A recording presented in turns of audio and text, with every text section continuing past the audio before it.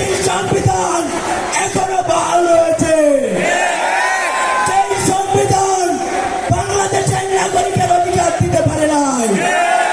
সেই সংবিধান দাড়ি টুপিওয়ালাদেরকে অধিকার দিতে পারে নাই। সেই সংবিধান আলেমদেরকে জঙ্গি বানিয়েছে। সেই সংবিধান বাংলাদেশে থাকতে পারে না। আমরা পরিষ্কার ভাবে বলতে চাই, এই বাংলাদেশের ছাত্র জনতা কখনো বুলেটে ভয় পায় নাই। সেই বাংলাদেশ বুলেটে ভয় পায় নাই, সেই বাংলাদেশকে ষড়যন্ত্র দিয়ে রুখে দিতে পারবে না, আমাদেরকে দবা দিতে পারবে না।